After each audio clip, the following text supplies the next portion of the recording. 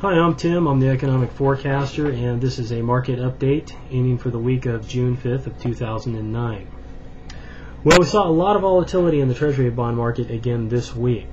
It seems as if though there is a game of tug-of-war that is going on between the Federal Reserve and private capital seems to be winning. Rates on the 10-year closed at 3.86% to end the week. That is up from 3.46% from Friday of last week. Now, quantitative easing is not working, and the Fed has basically lost control to suppress interest rates. Not as if though he ever had control or the ability to do so. But this leaves them with one of two choices. Number one, Bernanke announces that the Federal Reserve will no longer be a purchaser of debt and that they will let the markets set interest rates on treasuries. Or number two, Bernanke announces that the Federal Reserve will be increasing the amount of debt that they will be buying. Now, neither of these will go over very well with the markets. You see, Bernanke's whole plan for any recovery in the economy depended on stabilizing the housing market. Now, if we throw the towel in on buying debt, the market would quickly set interest rates where risk equaled reward. Now, who knows how high that they would go, but it doesn't take much to put a squeeze on the housing market, and I'll show you what I mean in a minute. Now, if we were to increase the amount of debt that we were to purchase, we would run the risk of not only being the lender of last resort, but the lender of only resort. This would also be very inflationary and could chase private capital into commodities. Now, Ben Bernanke has painted himself into a corner. You can't control the bond market because it is just too big. I expect to see rates continue to climb, and if the 10-year hits 4% next week, we can see some real volatility. Now let's talk about how this impacts our economy.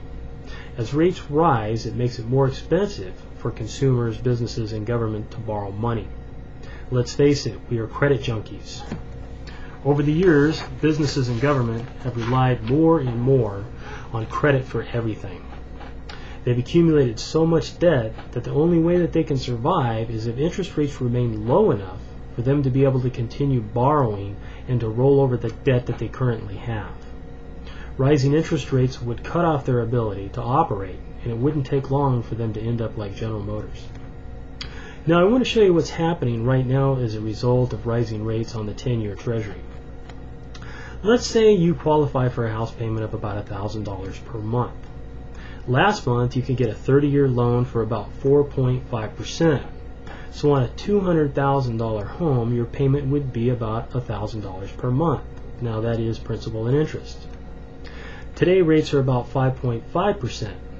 So on the same $200,000 home, your payment would be about $1,135. So in order to be able to keep your payment around $1,000 a month, you would only qualify for a house of $178,000. So do you see how this puts pressure on the housing market? Prices have to come down as rates go up. This is exactly what Ben Bernanke wanted to prevent. Now, anyone who has an adjustable rate mortgage will be wiped out. You can't dump tens of billions of dollars of debt into the markets and expect rates to stay low. You're playing with real fire if you try and force rates down by quantitative easing, which is printing money to buy treasuries. All you're doing is you're widening the gap between where the market wants interest rates and where the Federal Reserve wants interest rates. The wider the gap grows, the more violently it can close. Now, if we break 4% next week on the 10-year, we could be at 5% in the blink of an eye. This would be like the dagger through the hearts of the banks. You see, as rates rise and home prices fall, the banks will have to raise more capital to cover the unsecured portion of that debt.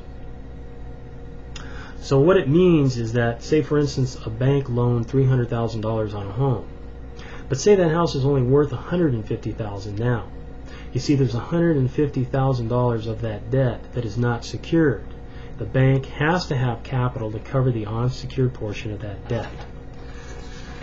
So it gets real ugly really quick for the banks as rates rise. There's no way banks can raise capital fast enough. Now, if you're trying to time the next downturn in the stock market, this is a big indicator. We should see a repeat of what happened last fall, except that there will be no flight to treasuries and interest rates will continue to go higher. My concern is a full-on economic sudden stop. This is where there's so much debt in the system and money is too costly to borrow that the economy comes to a complete stop. We're at a very critical point in the game. The Federal Reserve is out of bullets. The Treasury bond market is our only clue to how all of this ends. Now, I should have part 2 of my preparation video series out this Sunday, so be sure and watch for it. And again, I thank you for watching, and I look forward to your comments. And if you have any questions, please feel free to email me. Thank you.